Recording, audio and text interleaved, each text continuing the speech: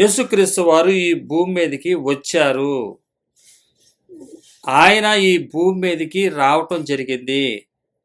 ఆధారభూతుడు, ఆది సంభూతుడయ్యాడు. అంటే ఆధారభూతుడు అంటే ఆదియు అంతము లేదు. మనలను సృష్టించిన సృష్టికర్తకి ఆదియు అంతము లేదు.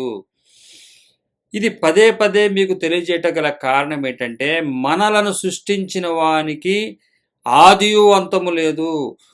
ఆ దేవుడు మరలా ఆత్మలో ఆయన ఈ భూమి మీదకి శరీరాన్ని ధరించుకుని రావాల్సి వచ్చింది మన ఆత్మలను రక్షించటానికి. ఈ విషయంలో మనము సంతోషించాల్సింది విమోచింపబడ్డామన్న ఉద్దేశంతో. ఒక సేవకుడు అడుగుతున్నాడు, సంతోషము ఎలాగొస్తుంది నీకు? క్రీస్తు వారి విషయంలో భూమి మీద ఒక సంతోషం అంటే క్రిస్మసే కదా అని అడుగుతున్నాడు. భూమి మీద సంతోషించాల్సినటువంటి సందర్భాలు ఏమన్నా ఉన్నాయంటే మనం విమోచింపబడిన దానికే. అదేమంటే పుట్టినరోజులుగా ఆయన వచ్చి మనల్ని విమోచించడానికి వచ్చిన యేసుక్రీస్తు వారిని చూపిస్తున్నామంటూ సంతోషాన్ని చూపిస్తున్నారు. సంతోషంతో సంబరాలు చేసుకోవటమే అంటున్నారు. కానీ విమోచింపబడిన వారి యొక్క సంతోషము, ఆనందము వేరు. క్రీస్తు వారు ఆత్మలో పుట్టుకలో ప్రముఖుడు ఆయన. ఆ ప్రముఖుడైనటువంటి ఆయన అది పండగ కాదు, శ్రమ అని బైబిల్ చెప్తుంది. కాబట్టి ఆధారభూతుడు, ఆదియు అంతము లేని వాడు ఆది సంభూతుడు అవ్వాల్సి వచ్చింది. ఆ ఆది సంభూతుడైనటువంటి ఆయన గురించి మొదటిగా అంటే జన్మించవలసి వచ్చింది. జ్యేష్ఠుడుగా తిరిగి లేచుటలో జ్యేష్ఠుడు అవ్వాల్సి వచ్చింది. మనకైతే 2 పుట్టుకలు ఉన్నాయి, ఆయనకి ఒక్కటే పుట్టుక. మనకి 2 పుట్టుకలు ఉన్నాయి కానీ ఆయనకి ఒక్కటే పుట్టుక. అదే ఆది అంతం లేని ఆయన ఆధారభూతుడయ్యాడు, ఆది సంభూతుడయ్యాడు. ఆధారభూతుడు ఆది సంభూతుడయ్యాడు. అదే ఆ పుట్టుకే. ఆ పుట్టుకునే మనము ప్రకటించాలి. ఆ పుట్టుక శ్రమతో కూడింది, సంతోషంతో కూడింది కాదు. కానీ శ్రమల తర్వాత సంతోషం ఉన్నదని బైబిల్ గ్రంథం తెలియజేస్తుంది. ఈరోజు మనం దేవుని యొక్క సంకల్పంలో ఉన్న వారికి ఈ వర్తమానాలు అర్థమవుతాయి. ఆ యొక్క దేవుని యొక్క సంకల్పం ఏంటి, దేవుని యొక్క ఉద్దేశం ఏంటి, దేవుడు తన సృష్టిలో ప్రముఖుడుగా, ఈ సృష్టిలో ప్రముఖుడుగా కావాల్సి వచ్చింది. ఆదాము గారు, హవ్వ గారు శరీరంలో మొదటిగా వారు జన్మించినప్పటికీ ఆత్మగా క్రీస్తు వారు ప్రముఖుడు, మొదటి పుత్రుడు, జ్యేష్ఠుడు కావాల్సి వచ్చింది. మనలను సృష్టించిన ఆయన, మనం సృష్టించుకున్న ఆయన కాదు ఈయన. మనము ఆయన్ని ఎన్నుకోవటం కాదు, ఆయన సంకల్పం కొరకు పిలువబడ్డ వారం మనము. సంకల్పం అంటే ప్రమాణం చేశాడు, ప్రణాళిక ఉంది. ఆయన ఆ ప్రణాళికను నెరవేర్చడం కొరకు మనలను పిలిచాడు. పండగలు చేసుకోవటానికి మనలను పిలవలేదు అని బైబిల్ క్లియర్గా చెప్తుంది. గుడ్డి వాళ్ళు పండగలు చేస్తారు, మనోనేత్రం వెలిగింపబడని వారు అవిశ్వాసులు పండగలు చేస్తారు అని ఈ వర్తమానాల చేత మనం గుర్తుపట్టచ్చు. ఈరోజు వర్తమానం చేత మీరు ఇది సంపూర్ణంగా గ్రహించగలుగుతారు. కొలసీలో ఉన్నటువంటి సంఘానికి పౌలు గారు వివరంగా తెలియపరుస్తున్నారు.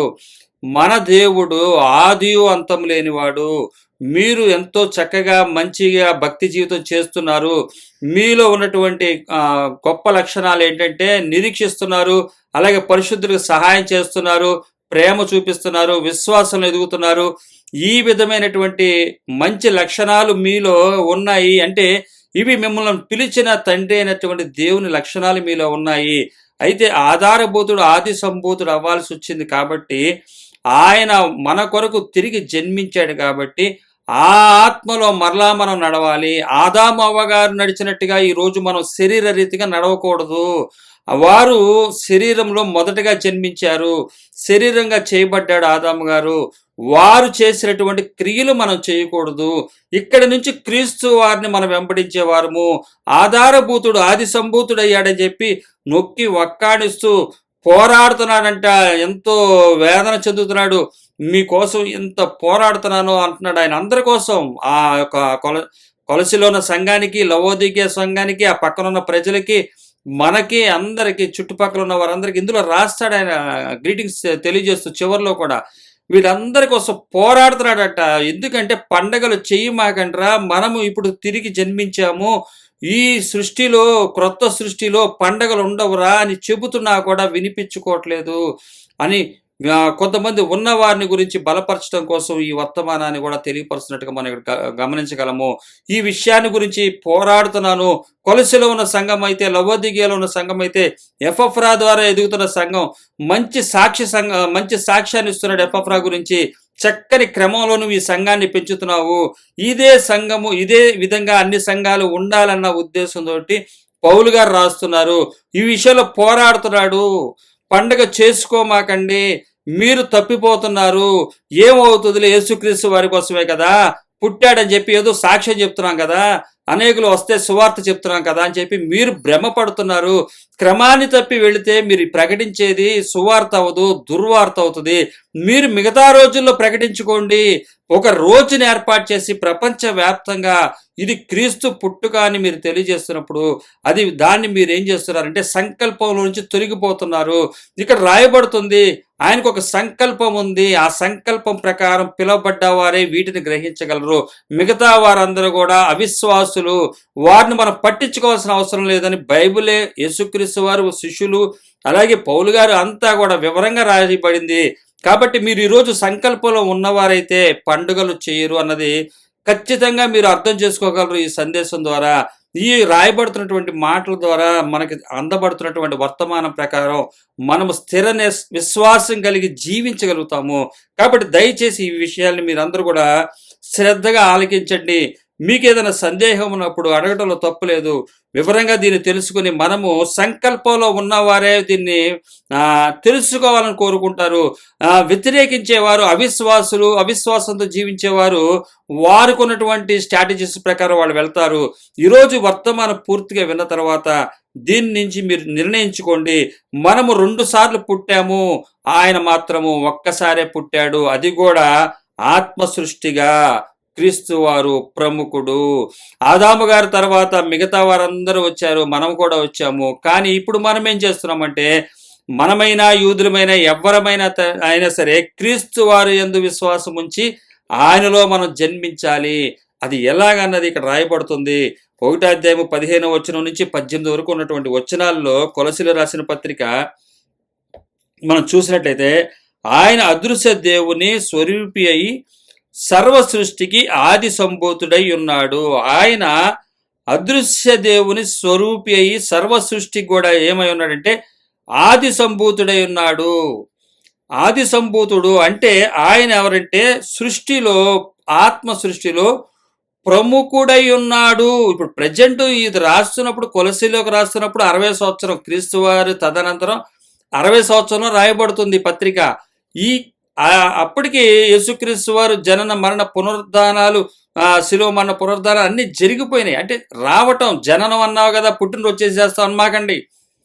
పుట్టినరోజు కాదు, ఆయన జన్మదినం అంటే జన్మించాడు. ఇక్కడ జన్మించడం అంటే మానవులు రక్త మాంసంలో ఉన్న వారి కొరకు ఆయన రావటం జరిగింది. ఈరోజు మనం ఇండియాలో 50 సంవత్సరాలు బతికి మన పిల్లలు ఎవరో అమెరికాలో ఉన్నారని చెప్పి అక్కడికి వెళ్ళినప్పుడు 50 సంవత్సరాల వ్యక్తి అక్కడికి వెళ్ళిన తర్వాత ఆ గడ్డ మీద, అంటే అమెరికా ప్రభుత్వం ఉన్నటువంటి గడ్డ మీద ఆయన అడుగు పెడితే అక్కడ పుట్టినవాడు అవుతాడా? అవ్వడు కదా. అక్కడికి వెళ్ళినవాడు అవుతాడు. అక్కడికి వెళ్ళినప్పుడు ఇక్కడ వేసుకున్నట్లుగా ఖద్దర్ షర్ట్లు వేసుకుంటే కుదరదు, అక్కడ స్వెటర్లు వేసుకోవాల్సి వస్తుంది, చలి ప్రదేశము. ఆయన డ్రెస్సు మారిందని చెప్పి ఇక్కడ కొత్త డ్రెస్సులో పుట్టాడని చెప్పి పుట్టినరోజులు చేసుకోరు. గమనించండి, సంకల్పంలో మీరుంటే ఈ వర్తమానం మీకు అర్థమవుతుంది, ఈ సాదృశ్యం మీకు అర్థమవుతుంది. అలాగే యేసుక్రీస్తు వారు ఈ భూమి మీదకి రావడం జరిగింది. ఇవన్నీ కూడా శిలువ మరణ పునరుద్ధానాలు జరిగిన తర్వాత ఆది సంభూతుడై ఉన్నాడు అని ప్రజెంట్ ఆయన ఏదై ఉన్నాడో తెలియపరుస్తున్నాడు పౌలు గారు. కాబట్టి మీరు గుర్తుపట్టండి, మీరు గ్రహించండి. ఇవి మాటలు కూడా చెప్పుటకు గల కారణం ఏంటంటే, సంకల్పంలో ఉన్నవారు గ్రహిస్తారు, సంపద సంపాదించిన వారికి ఇవి అర్థం కావు. డబ్బులు ఉన్న వాళ్ళ దగ్గర, విస్తారమైనటువంటి సంపద ఉన్న వాడి దగ్గర అర్థం కాదు. మీకు జ్ఞానం కావాలంటే, బైబిల్ జ్ఞానం కావాలంటే అబద్ధధనాన్ని వదిలేస్తే అర్థం అవుతుంది. అబద్ధధనం ఉన్నవాడు పెదాలు ఇరుస్తాడు, నవ్వుతాడు, హాస్యం చేస్తాడు, సరదా అనుకుంటాడు, క్యామ్ని అనుకుంటాడు, ఇదంతా సరదా చెప్పాడు అనుకుంటాడు, వెర్రి మాటల్లాగా అనిపిస్తాయి. కాబట్టి సంకల్పంలో ఉన్న వాళ్ళకి ఇవి ఊరికే లిఫ్ట్ ఇస్తాయి, ఊరికే వాళ్ళని ఉన్నత స్థితిలోకి తీసుకెళ్తాయి, ఇంకా దేవునికి దగ్గరగా ధైర్యంగా ముందుకు సాగటానికి ఉపయోగపడతాయి. కాబట్టి మీరు ఎవరో మీ సంకల్పం ఏంటో, మీ యొక్క ఆలోచన ఏంటో, దేవుని పట్ల మీ నిర్ణయాలు ఏంటో మీరు తప్పనిసరిగా ఈ వర్తమానం చేత విని గ్రహించాలి. మీరు బలం పొందుకోవటానికి, మనం బలం పొందుకోవటానికి ఈ వర్తమానం. మన దేవుడు ఎంత గొప్పతనమో ఇక్కడ మనకు కనబడుతుంది. ఆది సంభూతుడై ఉన్నాడు. కొలసీ సంగమా, వింటున్నటువంటి ఈ యొక్క ఛానల్లో వింటున్నటువంటి ప్రజలారా, ఆయన ఆది సంభూతుడై ఉన్నాడు కాబట్టే మనం పండగలు చేయము. ఆది సంభూతుడు ఎలాగై ఉన్నాడంటే ఆత్మ ద్వారా జన్మించాడు. ఆదామవ్వ శరీరం ద్వారా జన్మిస్తడంలో మొదటైతే ఆత్మగా జన్మించిన ఆయన ఈయన. ఆ శరీరంలో ఉన్నటువంటి యూదా ప్రజలకి పండగలు ఉన్నాయి. ఆ పండగలకు గల కారణాలు రాయబడ్డాయి. ఆ పండగలు వాళ్ళు చేయాలి. వాటిలన్నిటిని కూడా యేసుక్రీస్తు వారు నెరవేర్చి తన శరీరం ద్వారా కొట్టివేసి మరలా ఆయన ఆదివంతం లేని వాడు ఆధారభూతుడు ఆది సంభూతుడు అవ్వాల్సి వచ్చింది. ఆది లేదు, అంతం లేదు, పుట్టుక లేదు, మరణించేది లేదు, ఎప్పుడు ఉండే ఆయన. ఈ విషయాన్ని మనం గుర్తుపట్టినట్లయితే ఆయనలో మనం సంతోషిస్తాము. అటువంటి ఆయన సంకల్పంలోకి ఆయుధాలుగా మన పిలిచాడు. కాబట్టి ఆయన సంకల్పంలో మనం ఆయుధాలుగా ఉండాలే కానీ ఆనంద సంతోషాలతోటి సంబరాలు చేసుకోకూడదు. ఈరోజు మీరు చూడండి, యూదా ప్రాంతంలో, ఇశ్రాయేల్ ప్రాంతంలో ఏం జరుగుతుంది? వారు ఎప్పుడైతే పండగలు చేస్తున్నారో వారందరూ కూడి ఉన్నప్పుడు ఆ ప్రాంతంలోకి వెళ్ళి అక్టోబర్ 7వ తారీఖున 2023 సంవత్సరంలో ఏం చేశారు? వారందరి మధ్యలోకి వెళ్ళి వారు ఉగ్రవాదులు వారిని తుపాకీలతో చంపేశారు. చాలా మందిని బందీలుగా తీసుకెళ్లిపోయారు. నిన్నగాక మొన్న ఆస్ట్రేలియాలో కూడా జరిగిన విషయం అదే. వారు పండగలో ఉన్నప్పుడు వారిని తీసుకెళ్లి దుష్టుడు ఏం చేస్తున్నాడంటే పట్టుకుపోతున్నాడు. దుష్టులు ఏం చేస్తున్నారంటే చంపుతున్నారు. ఈరోజు మనం గుర్తుపట్టండి, మీరు పండగల్లో చేస్తున్నారు, మీరు కూడుకుంటున్నారు, ఈ పండగల్లో కూడుకుని సంతోషం సంబరాలు అనుకుంటున్నారు. యుద్ధ భూమిలో ఉన్నాము. దుష్టుడైన సాతాను కూడా అదే పండగల్లో మిమ్మల్ని ఎత్తుకుపోతాడు. అదే దుష్టుడైన సాతాను మిమ్మల్ని హత్య చేస్తాడు, మిమ్మల్ని ఆత్మలను చంపేస్తాడు. పండుగల రూపంలో మీరు కూడుకున్నప్పుడు మిమ్మలను పండగ సందర్భంగా మిమ్మల్ని పడేస్తాడు. స్థిర విశ్వాసం నుంచి కోల్పోయేటట్టు చేస్తాడు.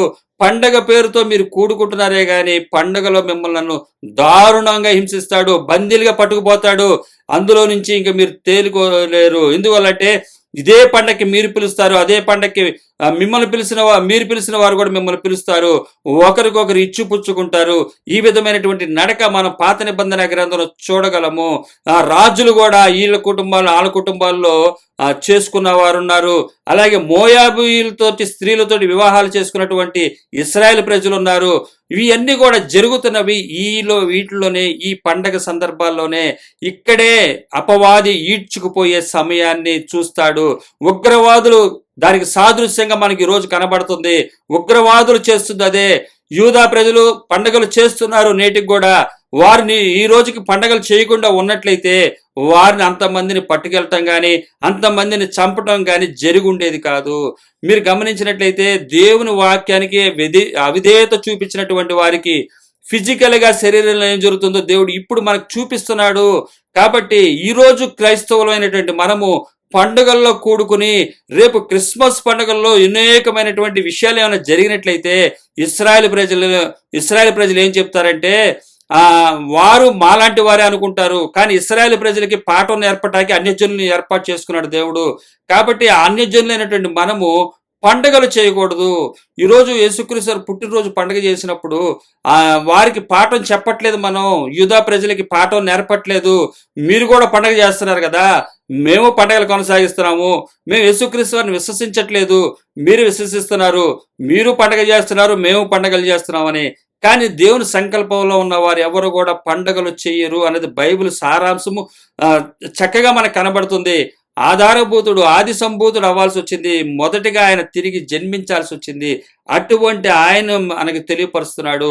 అందుకని ఈ కొలస్సీలో ఉన్నటువంటి సంఘానికి మరీ వివరంగా తెలియపరుస్తున్నాడు. ఆయన అటువంటి వాడు, ఆయన ఆధారభూతుడు. అంటే దానికి ప్రవచనాల్లో మనం చూసినట్లయితే కీర్తన గ్రంథము 89వ అధ్యాయం 27వ వచనం మనం చూసినట్లయితే కీర్తన గ్రంథం 89వ అధ్యాయం 27వ వచనం, కావున నేను అతని నా జ్యేష్ఠ కుమారునిగా చేయుదును, భూరాజులలో అత్యున్నతునిగా నుంచెదను.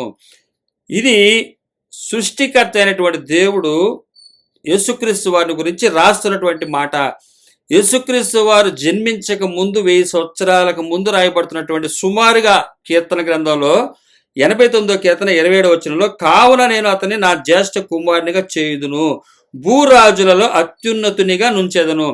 నా జ్యేష్ఠ కుమారునిగా చేస్తానంటున్నాడు ఆయన్ని, యేసుక్రీస్తు వారిని. అంటే సృష్టికర్తే, ఆధారభూతుడు, ఆది సంభూతుడుగా, అంటే ఆత్మలో మొదటగా జన్మించుటలో ప్రముఖునిగా క్రీస్తు వారు ఇక్కడ కొలసీ పత్రికలో మనకి వివరంగా చూపిస్తున్నాడు. ఆయన ఆధారభూతుడు, ఆది సంభూతుడు అవుతున్నాడు. అదే ఈ కీర్తనలో ఉన్నటువంటి ప్రవచనం ఏంటంటే, జ్యేష్ఠునిగా నా కుమారుని చేయుదును అంటున్నాడు. అందుకని ఇక్కడ రాస్తున్నాడు, కొలసీ రాసిన పత్రిక 1వ అధ్యాయము 16వ వచనము, ఏలయనగా ఆకాశమందున్నవనియు భూమి అందున్నవన్నీయు, దృశ్యమైనవి గాని అదృశ్యమైనవి గాని, అవి సింహాసనములైనను ప్రభుత్వములైనను ప్రధానులైనను అధికారులైనను సర్వమును ఆయన యందు సృష్టింపబడెను. సర్వమును ఆయన ద్వారాను ఆయనను బట్టి సృజింపబడెను. ఆయన ద్వారా సర్వము సృష్టించబడింది. సృష్టికర్త ఎవరైనా? ఆదియు అంతము లేనివాడు. కీర్తనాకారుడు చెప్తున్నటువంటి మాట ఎవరు? తండ్రి అయినటువంటి దేవుడు. ఆయన గురించి ఆయనే తెలియజేస్తున్నాడు. కుమారుడిగా రాబోతున్నాను. తండ్రి, కుమార, పరిశుద్ధాత్మ దేవుడు ఏకమైనటువంటి వారు త్రిత్వముగా. అంటే ఈయన నామము ప్రత్యేకింపబడినది. ఎలా కనబరుచుకొనబోతున్నాడంటే కుమారుడిగా. కుమారుడు అంటే కృపాసత్యముగా కనబరుచుకొనబోతున్నాడు. ఆయన ఇశ్రాయేలుకు సైన్యములకు అధిపతిగా పాత నిబంధన గ్రంథంలో ఉంటే, కుమారుడిగా కృపాసత్యముగా మన మధ్యకు వస్తున్నాడు. ఆ కృపాసత్యముగా వస్తున్నటువంటి ఆయన జ్యేష్ఠుడుగా ఉంటున్నాడు. తండ్రి అయినటువంటి దేవుడు ఏ విధంగా కనబడ్డాడు? సైన్యములకు అధిపతి యెహోవాగా కనబడ్డాడు. ఇక్కడ కృపాసత్యముగా ఆయన మనకి ప్రత్యక్షము కాబోతున్నాడు. అంటే దేవుడు తన కనికరం చొప్పున మొదటిగా మరలా జన్మించాల్సి వస్తుంది. ఈ జన్మ దేనికంటే, మరలా మనము అదే విధమైనటువంటి జన్మ కలిగినట్లయితేనే ఆయన రాజ్యంలో ఉంటాము అన్న విషయాన్ని మనకి ఇక్కడ తెలియపరుస్తున్నాడు. ఆయన జ్యేష్ఠునిగా నేను చేస్తాను అంటున్నాడు. అందుకని 17వ వచనం, ఆయన అన్నిటికంటే ముందుగా ఉన్నవాడు. ఆయన ఎవరు? అన్నిటికంటే ముందుగా ఉన్నవాడు. ఈ కీర్తనాకారుడు రాస్తున్నటువంటి క్రీస్తు వారి పూర్వం 1000 సంవత్సరాలు కీర్తనాకారుడు రాస్తున్నటువంటి సందర్భంలో కూడా ఉన్నాడు. అంతకు ముందు నుంచే ఉన్నాడు. ఆయన అన్నిటికీ ముందున్నవాడు. రాబోతున్న 1000 సంవత్సరాల ముందు చెప్తున్నటువంటి మాట మన కీర్తన గ్రంథంలో చూడగలము. ఇక్కడ అంటున్నాడు కొలసీలో, ఆయన ఎటువంటి వాడంటే ఆయన అన్నిటికంటే ముందుగా ఉన్నవాడు. ఆయనే సమస్తమునకు ఆధారభూతుడు. ఆయన సమస్తానికి కూడా ఆధారభూతుడు. 18వ వచనం, సంఘమన శరీరమునకు ఆయనే శిరస్సు. ఆయనకు అన్నిటిలో ప్రాముఖ్యత కలుగు నిమిత్తం ఆయన ఆదియుండి మృతులలో నుండి లేచుటలో ఆది సంభూతుడాయను. ఆయన ఆదియుండి మృతులలో నుండి లేచుటలో ఆది సంభూతుడాయను. ఆయన మరలా మొదటిగా జన్మించవలసి వచ్చింది. అన్నిట్లో ఉన్నవాడు ఆది సంభూతుడాయను. ఆయన ఆది అయి ఉండి ఆ మృతులలో నుండి లేచుటలో ఆది సంభూతుడయ్యను. ఆది అయి ఉండి, ఆది అంతము లేని ఆయన ఆది ఉన్నటువంటి ఆయన ఆది సంభూతుడయ్యాడు. ఇక్కడ ఈ సృష్టిలో ఆయన చేసింది ఏంటంటే శ్రమ పడ్డాడు. ఆత్మ సృష్టిలో క్రీస్తు వారు ప్రముఖుడు. ఆయన ప్రముఖుడు. తర్వాత ఆయన పిల్లలు కూడా అంతే. అదే శ్రమలో కంటిన్యూ అవ్వాల్సిందే. మనం చూసినట్లయితే పౌలు గారిని ఎన్నుకున్నప్పుడే మనం అపోస్తుల కార్యాలలో 9వ అధ్యాయం 15వ వచనం మనం చూడొచ్చు. అపోస్తుల కార్యాలు 9వ అధ్యాయం 15వ వచనం 16వ వచనాల్లో మనం చూసినట్లయితే పౌలు గారి గురించి యేసుక్రీస్తు వారు అననీయతో చెప్తున్నటువంటి మాట 16వ వచనము, ఇతడు నా నామం కొరకు ఎన్ని శ్రమలను అనుభవించవలెనో నేను ఇతనికి చూపుదనని అతనితో చెప్పాను. ఇతడు నా నామము కొరకు, ఆయన నామం ఏంటి? కృపాసత్యము. అదే కృపాసత్యం అనే నామమును కొరకు ఆయన ఎన్ని శ్రమలు అనుభవించాలో అతనితో చెప్పాను, చూపుదని అతనితో చెప్పాను. ఇతడు నా నామము కొరకు ఎన్ని శ్రమలను అనుభవించవలెనో. ఎందువల్ల అనుభవించాలి? ఈ కృపాసత్యము, ఇది ఆత్మను రక్షించుకునే సువార్త. ఎంతో శ్రమించి ఆత్మీయుడుగా ఆయన ప్రారంభించాడు. జ్యేష్ఠుడు ఆదామవ్వ వారు శరీరానికి జ్యేష్ఠులు. ఇక్కడ యేసుక్రీస్తు వారు ఆత్మకు జ్యేష్ఠుడు. ఈ యొక్క ఆయన ఇది శిరస్సు అయి ఉన్నట్టు ఆయన సంఘానికి మాదిరి చూపిస్తున్నాడు.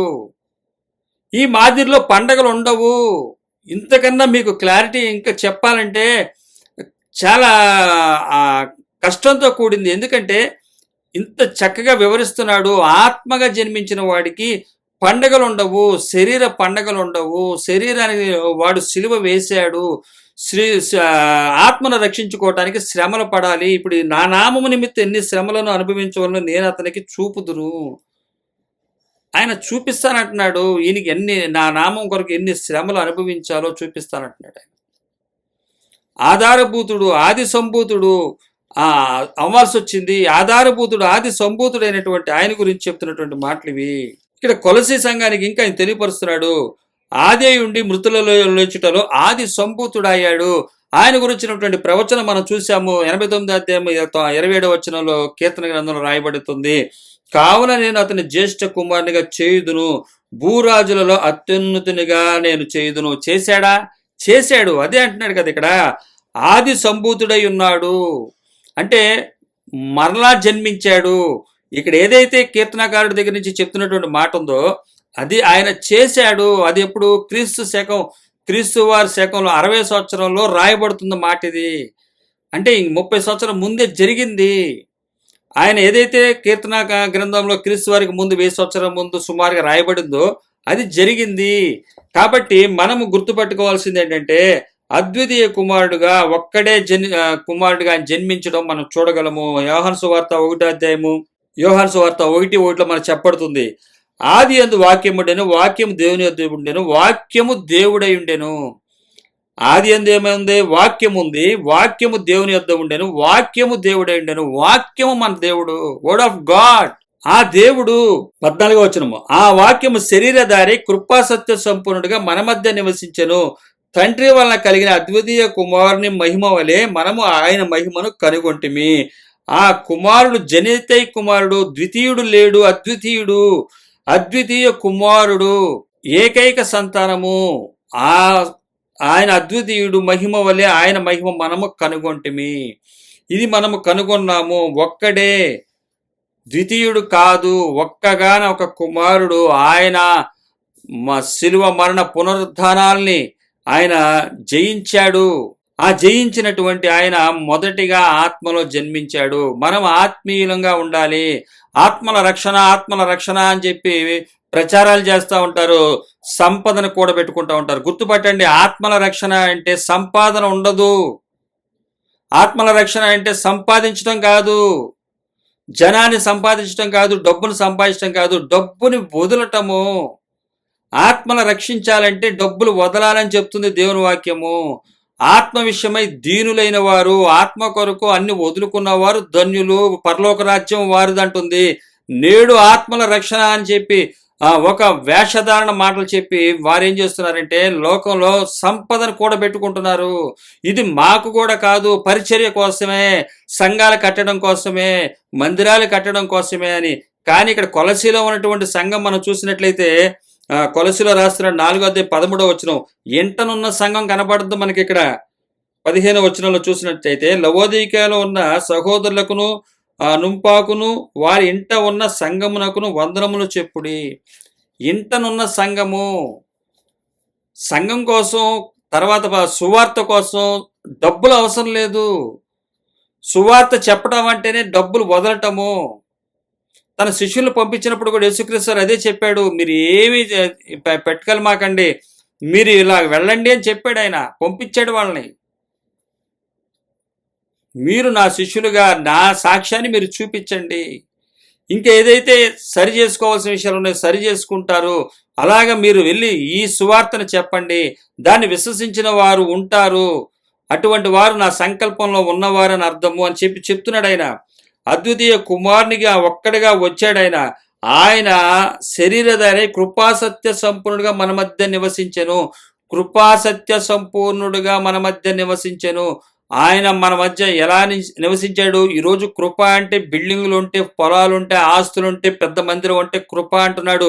మరి కృప అంటే యేసుక్రీస్తు వారికి దగ్గర పెద్ద బిల్డింగులు లేవే, ఆస్తులు లేవే, నా దగ్గర ఏమీ లేదు, తలవాల్చుకోవటానికి కూడా స్థలం లేదని చెప్పాడు కదా ఆయన.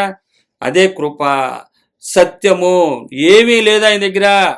సత్యము కృపా సత్య సంపూర్ణుడిగా మన మధ్య నివసించెను. ఇప్పుడు శిరసైన ఆయన, ఆత్మను రక్షించుకునే ఆయన. ఇక్కడ పండగలు చేయటానికి ఈయన దగ్గర డబ్బులు లేవు, పండగలు చేయాలని చెప్పట్లేదు. ఆత్మను రక్షించుకునే విధానాన్ని చెప్తున్నాడు ఆయన. తండ్రి వలన కలిగిన అద్వితీయ కుమారుని మహిమ వలె మనము ఆయన మహిమను కనుగొంటిమి. తండ్రి వలన కలిగిన అద్వితీయ కుమారుని మహిమ వలె, తండ్రి వలన కలిగిన అద్వితీయ అంటే ద్వితీయుడు కాని ఆ మహిమ ఆయనకి ఇది కృపా సత్య సంపూర్ణుడిగా వచ్చి మన మధ్యలో నివసించాడు. ఇది కృప, ఇది సత్యము. ఈ కృపను గురించి, ఈ సత్యమును గురించి పౌలు గారు ఎంతో వివరణగా మొత్తం బైబిల్లో రాయబడి ఉంది. సంఘ కాపర్లకు తెలియదా? ఉపదేశాలకు తెలియదా?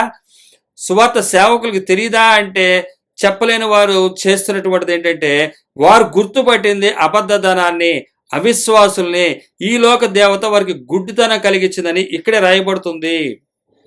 అయితే దేవుడు ప్రేమించిన వారి గురించి రాయబడుతుంది. మనం చూసినట్లయితే దేవుని ప్రేమించు వారికి కొరకు, వారికి దేవుని ప్రేమించు వారికి ఆయన సంకల్పం ఏంటో అర్థమవుతుంది. దేవుని ప్రేమించలేని వారికి ఆయన సంకల్పం అర్థం కాదు. అర్థమైనా దాన్ని విశ్వసించే ధైర్యం సరిపోదు వారికి. కాబట్టి అబద్ధధన ఇన్ఫ్లుయెన్స్ ఎలా ఉంటుందో ఇక్కడ రాయబడుతుంది. రోమిల రాసిన పత్రిక 8వ అధ్యాయము 28వ వచనం, 28, 29 వచనాలు. రోమిల రాసిన పత్రిక 8వ అధ్యాయం 28 నుంచి 29 వరకు ఉన్నటువంటి వచనాలు మనం చూసినట్లయితే, దేవుని ప్రేమించు వారికి అనగా ఆయన సంకల్పం చొప్పున పిలువబడిన వారికి మేలు కలుగుటకే సమస్తమును సమకూడి జరుగుచున్నవని ఎరుగుదుము. దేవుని ప్రేమించేవారైతే, మీరు దేవుని ప్రేమించేవారిగా ఉన్నట్లయితే దేవుని మాటలు ఏం చెప్తున్నాయి, దేవుడు ఏం చేయమంటున్నాడు, ఆయన సంకల్పం ఏంటన్నది ఎరుగుతాము. దేవుని ప్రేమించిన వారికి అనగా అంటే ఆయన సంకల్పం చొప్పున పిలువబడ్డ వారికి. మీరు దేని కొరకు పిలువబడ్డారో గుర్తుపట్టండి. మీరు పండుగలు చేస్తున్నట్లయితే మీరు దేవుని సంకల్పం ప్రకారం పిలువబడిన వారు కాదు. మీకు ఆ సేవకులు, సంఘంలో ఉన్నటువంటి కాపర్లే కానీ, సువార్త సేవకులే కానీ మిమ్ములను ఆయన సంకల్పంలో పిలువబడిన వారిగా కాకుండా వారి సంకల్పంలో మిమ్ములను పిలుచుకున్న వారని గుర్తుపట్టండి. పండగ చేస్తున్నటువంటి ప్రతి సంఘ కాపరి కూడా ఆయన సంకల్పం చొప్పున పిలువబడలేదు. ఆయన సంకల్పం పడిన ఆయన ప్రేమించట్లేదు. ముందు ముఖ్యంగా వాళ్ళు ఆయన సంకల్పం చొప్పున కూడా పిలువబడిన వారు కాదు. వారు ఆయనను ప్రేమించే వారికి అనగా ఆయన సంకల్పం చొప్పున పిలువబడిన వారికి, మీరు ఆయన సంకల్పం చొప్పున పిలువబడిన వారైతే మేలు కలుగుటకే సమస్తము సమకూడి జరుగుతున్నవని ఎరుగుదుము. మేలు కలుగుటకే సమస్తము సమకూడి జరుగుతున్నాయని గుర్తుపట్టండి. అది ఏంటంటే, ఎందుకనగా తన కుమారుడు అనేక సహోదరుల్లో జ్యేష్ఠుడగినట్లు దేవుడిని ఎవరిని ముందుగా ఎరిగెనో వారు తన కుమారునితో సారూప్యము గలవారొకటకు వారిని ముందుగా నిర్ణయించెను. ఏ విధంగా నిర్ణయించాడు? జ్యేష్ఠుడగినట్లుగా, అనేక సహోదరులలో జ్యేష్ఠుడగినట్లుగా. అంటే దేవుని ప్రేమిస్తే ఆయన సంకల్పం మీకు అర్థమవుతుంది. ఆ సంకల్పాన్ని బట్టి మీరు పిలువబడిన వారు. ఆ సంకల్పం ఏంటంటే, ఆయన సంకల్పం ఏదంటే మరలా ఆయన ఏంటంటే ఆది సంభూతుడు, ఆధారభూతుడు, ఆది సంభూతుడయ్యాడే, జ్యేష్ఠుడయ్యాడు కదా. ఆత్మను రక్షించుటలో, ఆదాము సంతానంగా ఉన్నటువంటి మనము తిరిగి జన్మించుటలో, ఆత్మను రక్షించుకునే క్రమంలోకి రావటం చేత లోకంలో శరీర విషయంలో చనిపోయి తిరిగి జన్మించిన వారం కాబట్టి ఆయన సంకల్పంలోకి మనం వెళుతున్నాం. కాబట్టి ఆ సంకల్పంలోకి వెళ్ళిన వారు ఎవరంటే దేవుడు ప్రేమించి అది అంగీకరించిన వారు. అటువంటి వారికి 29వ వచనంలో ఏమంటున్నాడు? ఎందుకనగా ఆయన సంకల్పంలో పిలువబడిన వారు ఎవరికి? అందరికీ మేలు కలుగుటకే, మన జీవితాల్లో మేలు కలుగుటకే సమస్త సమకూడి జరుగుతున్నాయి. ఎందుకు జరుగుతున్నాయి? చూస్తే లోకంలో చూస్తే మనకి శ్రమలు కనబడుతున్నాయి, కానీ సమస్తం మేలు కలుగుటకంట. అంటే ప్రతిదీ ఈ లోకం చెప్తున్నటువంటి కీడంతా కూడా మనకి మేలు అనమాట. అది లోకం ఏదైతే కీడు అంటుందో అది మేలు. లోకం చెప్తున్నటువంటి కీడు లోకరీత్యగా చెప్తుంది అది, కానీ అది మనకి మేలు. మేలు కలుగుటకే సమస్తము సమకూడి జరుగుతుందని ఎరుగుదము. ఎందుకనగా తన కుమారుడు అనేక సహోదరులు జ్యేష్ఠుడగినట్లు. ఎందుకంటే మీరు దేవుని ప్రేమిస్తున్నారు కాబట్టి, మీరు ఆయన సంకల్పం చొప్పున పిలువబడ్డారు. ఆయన సంకల్పంలో పిలువబడిన వారు పండగలు చేసుకోరు. ఆయన సంకల్పంలో పిలువబడిన వారు ఆత్మ గురించినటువంటి జ్యేష్ఠుడైనటువంటి ఆయన వైపు చూస్తారు. పండగ చేసుకుంటున్నావంటే నువ్వు ఈరోజు యేసుక్రీస్తు వారు పుట్టాడు, మనల్ని విడుదల చేశాడని చెప్పి ఈ పండగలో నుంచి నువ్వేం చేస్తున్నావు అంటే తప్పిపోతున్నావు. పండుగ అనేసరికి ఏమవుతుందంటే ఆయన పుట్టినవాడు వచ్చాడు, మనల్ని ఆశీర్వదించటానికి వచ్చాడు, మనల్ని దీవించటానికి వచ్చాడు, అటువంటి దేవుడు అని చెప్పి ప్రకటిస్తారు. ఇక్కడ రాయబడుతున్న వివరాలన్నీ మనం ఈరోజు చూడొచ్చు. అలా చెప్పి ఈ లోకంలో తీసుకుని వెళ్ళిపోతారు. కానీ నిజంగా ఆయన సంకల్పంలో ఉన్నవారు ఎవరంటే ఆత్మను రక్షించుకునేవారు. ఎందుకనగా తన కుమారుడు అనేక సహోదరులు జ్యేష్ఠుడగినట్లు ఆత్మ విషయంలో ఆయన మొదటగా జన్మించాడు. ఇప్పుడు ఆ జన్మ ద్వారా బాప్తీసం తీసుకోవడం ద్వారా తిరిగి మనం ఈ శరీరాన్ని వదిలేశాము, ఆ ఆత్మలో జీవిస్తున్నాము, లోక విషయంలో మరణించాము, క్రీస్తు వల్లే మరణించాము. ఇప్పుడు మనం జీవిస్తుంది ఆయన నూతన సృష్టిలో. కాబట్టి ఇక్కడ రాయబడుతుంది అదే. ఎందుకనగా తన కుమారుని అనేక సహోదరులు జ్యేష్ఠుడైనట్లు దేవుడిని ఎవరిని ఎరిగానో. ఎవరిని ఎరిగాడు? దేవుని ప్రేమించే వారిని ప్రేమిస్తున్నాం కదా, మనల్ని ఎరిగాడు. దేవుడు ఎరిగిన వారిని ముందుగా ఎరిగాను. వారు తన కుమారులలో సారూప్యము గలవారవుటకు వారిని ముందుగా నిర్ణయించాను. అంటే దేవుణ్ణి ఈ విధమైనటువంటి ఈ విధంగా ఆత్మను రక్షించుకునే విధంగా వారిని ముందు ఎరిగాడంట ఆయన. అందుకనే వారికి సమస్తము మేలుగా చేస్తున్నాడు. ఏదో సమస్య వచ్చిందంటే మీరు అనుకుంటారు ఈ లోకస్తులు వీళ్ళు ఏదో పాపం చేశారు, ఏదో సమస్య, తప్పు లేదు, అది లోకరీత్యగా ఉన్నది. వాక్యం దగ్గర వచ్చిన వాళ్ళు కూడా అది మాట్లాడారంటే వారు అవిశ్వాసులు, విశ్వాస లెవెల్స్లో లేని వారు అని అర్థము. ఇక్కడ దేవుడు ఎవరిని ముందుగా ఎరిగానో వారు తన కుమారునితో సారూప్యము గలవారవుటకు వారిని ముందుగా నిర్ణయించను.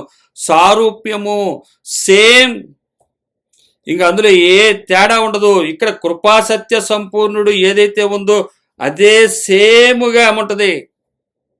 ఇంకా అందులో తేడా ఏం ఉండదు. మనం చూసినట్లయితే అపోస్తల కార్యాలు 9వ అధ్యాయము 15-16 వచనంలో ఏం చెప్తున్నాడంటే, ఇక్కడ 16వ వచనంలో రాస్తున్నాడు, ఇతడు నా నామము కొరకు ఎన్ని శ్రమలు అనుభవింపవలనో నేను ఇతనికి చూపుదునని అతనితో చెప్పాను. అననీయతో చెప్తున్నాడు. ఈయన పౌలు గారు ఇట్లాగా దేవుని ప్రజలు చంపేస్తున్నాడయ్యా, ఇతను ఎందుకు నువ్వు రక్షిస్తున్నావంటే ఇతడి నా నామం నిమిత్తము ఎన్నో శ్రమలు భరించాల్సి ఉంది. అందుకని ఇక్కడ రాయబడుతుంది, సేమ్ యాస్టీజ్గా అదే శ్రమలను మనం కూడా చెయ్యాల్సిందే, మనం కూడా అందులోంచి వెళ్లాల్సిందే. మత్తయి సువార్త 5వ అధ్యాయం 11వ వచనం, నా నిమిత్తము జనులు మిమ్మల్ని నిందించి హింసించి మీ మీద అబద్ధంగా చెడ్డ మాటల పలుకున్నప్పుడు మీరు ధన్యులు. నా నిమిత్తం అంటే నా నామం నిమిత్తము పౌలు గారు ఏదైతే చేయబోతున్నాడో, శ్రమలు అనుభవించబోతున్నాడో, ఇతడు నా నామము కొరకు ఎన్ని శ్రమలను అనుభవించవలనో నేను ఇతనికి చూపుదునన్నాడు. అలాగే నా నిమిత్తము జనులు మిమ్మలను నిందించి హింసించి మీ మీద అబద్ధముగా చెడ్డ మాటల పలుకున్నప్పుడు మీరు ధన్యులు. అదే 5వ అధ్యాయం 3వ వచనంలో మత్తయి సువార్తలో అంటాడు కదా, ఆత్మ విషయమై అన్ని వదులుకున్న వారు ధన్యులు, పరలోక రాజ్యం వారిది. ఆ ధన్యతల్లో ఉన్నటువంటి ఆ యొక్క గొప్పతనంలో నుంచి వచ్చిన మాట ఇది కూడా. నా నిమిత్తము ధీరులైన వారు, లోకాన్ని వదులుకున్న వారు, ఆయన కృపాసత్యంగా ఏదైతే తన మహిమ కలిగినటువంటి వదిలి వచ్చాడో ఆ ప్రదేశాన్ని, ఫిలిప్పీయులకు రాసిన పత్రిక 2వ అధ్యాయం 6వ వచనం మనం చూస్తాం. ఆయన మహిమ నుంచి విడిచి వచ్చాడు. అలాగే ఈ లోకంలో ఉన్నటువంటి మహిమ నుండి, ఈ లోకంలో ఉన్నటువంటి ఘనత నుంచి మనము ఆత్మ విషయమై దీనులైనట్లయితే, ఒబే చేసినట్లయితే, ఒప్పుకున్నట్లయితే మనము కూడా ధన్యులము. నా నిమిత్తము జనులు మిమ్మల్ని నిందించి హింసించి మీ మీద అబద్ధముగా చెడ్డ మాటలు పలుకున్నప్పుడు మీరు ధన్యులు. అలాగే ఆయన రాస్తున్నటువంటి మాట, చెప్తున్నటువంటి మాట, అప్పుడు జనులు మిమ్మల్ని శ్రమల పాలు చేసి చంపెదరు. మత్తయి సువార్త 24:9. అప్పుడు జనులు మిమ్మల్ని శ్రమల పాలు చేసి చంపెదరు. మీరు నా నామం నిమిత్తము సకల జనముల చేత ద్వేషింపబడుదురు. నా నామము కృపాసత్యము. ఇక్కడ ఎక్కడా కూడా పండగలు కనబడవు. ఆధారభూతుడు ఆయన పుట్టినవాడు కాదు, వచ్చినవాడు. ఈరోజు పుట్టినవాడు అని చెప్పి మీరు చెబుతుంటే మాకు అంతకన్నా ముందు పుట్టినవాడు ఉన్నారని చెప్తున్నారు వాళ్ళు. ఇతరులు ఎరుగక, తెలియదు వారికి. మీరు చేసే గ్రాంట్స్, మీరు చేసే టూ మచెస్ అన్నీ కూడా వారిని అర్థం కానివ్వకుండా కన్ఫ్యూజ్ చేస్తున్నాయి. ఈ సంబరాలు ఏంట్రా? ఒక్కొక్క చోట విపరీతమైనటువంటి సంబరాలు, మామూలుగా కాదు. పుట్టాడు అంటే మరి అవును, ఇంకెందుకు పుట్టాడు కదా, మిమ్మల్ని విడిపించాడు కదా, బాప్తిసం చేసుకున్నారు కదా, తాగండి, తినగండి, సుఖించండి, నా ప్రాణమా తినుము త్రాగుము సుఖించుము. అదే పరిస్థితి. ఇది చూపించినప్పుడు వారు కూడా చెప్తున్నారు, సరే ఈ రోజు మీది, రేపు మాది, తర్వాత మీది, తర్వాత మాది. ఇంతే కదా, ఒకరికొకరు ఎంజాయ్ చేద్దాము, సత్య మార్గంలోకి వెళ్ళొద్దు, సంకల్పంలోకి వెళ్ళొద్దు, దేవుడి ప్రణాళికలోకి వెళ్ళొద్దు అని తప్పిచ్చేస్తున్నారు. జాగ్రత్త. ఏదైతే నా నామం కొరకు ఆయన ఏమంటున్నాడు, ఇక్కడ రోమిలి రాసిన పత్రిక 8:29 చెప్తున్నాడు ఆయన. రోమిలి రాసిన పత్రిక 8:29 సారూప్యము, తన కుమారునితో పాటు సారూప్యము, సేమ్. ఆయన అంత గొప్పగా కాదు, అంతగా మనల్ని తీసుకెళ్ళడు. కుమారుని అయితే తీసుకెళ్ళాడు కానీ తండ్రి మనల్ని తీసుకెళ్ళడు. ఆయన నలిగిన రెల్లిని విరవడు, మకమకలాడుచున్నటువంటి దాన్ని విరవడాయన. అతడు సత్యమును అనుసరించి న్యాయమును కనపరచును. సత్యమును అనుసరించడం అంటే యేసుక్రీస్తు వారిలో ఉన్నటువంటి సత్యము ఏదైతే వదిలొచ్చిందో, లోకాన్ని వదిలి అబద్ధదానాన్ని వదిలొచ్చారో దాని ప్రకారం ఆయన న్యాయం తీరుస్తాడు. క్రీస్తు వారు పక్కన ఉంటాడు, ఇంకో పక్కన మనం ఉంటాము. ఆయన చెప్పిన దాన్ని మనం చేశామా, సారూప్యత మనలో ఉందా లేదా అన్నది చూస్తాడు. చూసిన తర్వాతే ఆయన చెప్పే మాటలు ఇది. ఇక్కడ 2:9 కూడా అదే. 15 యోహాను సువార్త 20 ఇక్కడ ఎంత చక్కని మాట రాయబడుతుందో చూడండి. ఎందుకంటే సారూప్యము, తన కుమారునితో సారూప్యము, జ్యేష్ఠుడైనటువంటి ఆ కుమారుల సారూప్యము. పెద్ద కుమారుడు ఏదైతే చేశాడో చిన్న కుమారుడు కూడా అదే. మనము కూడా ఆయన కుమారులము, అలాగే ఉంటాయి. అందుకని రాస్తున్నాడు 15 యోహాను సువార్త 20 దాసుడు తన యజమానుని కంటే గొప్పవాడు కాడని నేను మీతో చెప్పిన మాట జ్ఞాపకం చేసుకునుడి. లోకులు నన్ను హింసించిన ఎడల మిమ్మును కూడా హింసింతురు, నా మాట గైకొన్న ఎడల మీ మాటను కూడా గైకొందురు. ఏ మాట? నేనేదైతే చెప్పానో ఆ మాట మీరు గైకొంటే మీరు నాకు దాసులకి ఎట్లాగుందో యజమానికి ఎంతవాడో, దాసుడు యజమాని కంటే గొప్పవాడేం కాదు. నేను ఇప్పుడు క్రీస్తు వారి శరీరంగా ఉన్నప్పుడు, అలాగే క్రీస్తు వారి స్వరూపంలో ఉన్నప్పుడు ఆ సారూప్యము అంటే సేమ్ అలాగే వచ్చినప్పుడు దాసుడికి యజమానుడి కంటే గొప్పవాడు కాదు. యజమానుడు ఎవరు? యేసుక్రీస్తు వారు. ఆయనకంటే నేనేం గొప్పవాడిని కాదు. ఇప్పుడు మన లోకంలో ఏం చెప్తున్నారంటే, ఈ లోకంలో ఏం చెప్తున్నారంటే యేసుక్రీస్తు వారి కన్నా మనం గొప్పవారు అంటున్నారు. యేసుక్రీస్తు వారు మనలను విడుదల చేసేసరి విమోచించారు. ఇప్పుడు మనం ఏం చేద్దాము? ఆడదాము, పాడదాము, విడుదల ఇచ్చారని చెప్పి యేసుక్రీస్తు వారు ఏ సంపద లేకుండా వదిలేసి వచ్చి, పరిశుద్ధ సత్యమైన సంపాదన వదిలేసి వస్తే అబద్ధదానాన్ని ఇష్టం వచ్చినట్టు సంపాదించుకుని ఆడుతున్నారు, పాడుతున్నారు. ఇప్పుడు వీళ్ళు దాసులా యజమానులా? ఇలా ఆడుతున్న వారు దాసులా యజమానులా? ఇక్కడ యోహాను సువార్త 15:20 ఏం చెప్తుంది? దాసుడు తన యజమాను కంటే గొప్పవాడు కాడని నేను మీతో చెప్పిన మాటను జ్ఞాపకం చేసుకోండి. యేసుక్రీస్తు వారు చెప్తున్న మాట. లోకులు నన్ను హింసించిన ఎడల మిమ్మల్ని కూడా హింసించరు. ఇప్పుడు ఆయనకి శిష్యులు ముందే చెప్తున్నాడు, ఇది లోకం నన్ను ఒకవేళ హింసిస్తే మిమ్మల్ని కూడా హింసిస్తారు. యజమానుడి కన్నా దాసుడు గొప్పవాడేం కాదు, దాసుడికి కూడా కోటింగ్ ఉంటుంది. ఆయనతో పాటు తిరిగినందుకు, ఆయన అనుసరిస్తున్నందుకు, ఆయన నామాన్ని కృపాసత్యంగా పెడుతున్నప్పుడు మిమ్మల్ని కూడా హింసిస్తుంది. మీరు లోకాన్ని వదులుకుంటే మీరు ఏదో హ్యాపీగా బతుకుతారు కదా నాన్న, కృపాసత్యంగా మీరు వెంబడించినప్పుడు మీకు కూడా ఉంటుంది కోటింగు. నాకు ఎట్లాగైతే అది నన్ను హింసిస్తుంది, లోకులు నన్ను హింసించిన లోకులు నాకు ఎట్లాగైతే హింసిస్తారో, నన్ను కొడతారో, నన్ను తిడతారో, అదే విధంగా సేమ్ దాసుడైతే మీరు అలాగే ఉంటుంది మీకు కూడా. ఇందులో ఏం తేడా ఉండదు. నా మాట గైకొన్నేళ్ళ మీ మాట కూడా గైకొంటారు. నా మాట ఒకవేళ గైకొన్నారనుకో వాళ్ళు మీ మాట కూడా గైకొంటారు. ఇదంతా సేమ్ టు సేమ్ జరిగిపోద్ది.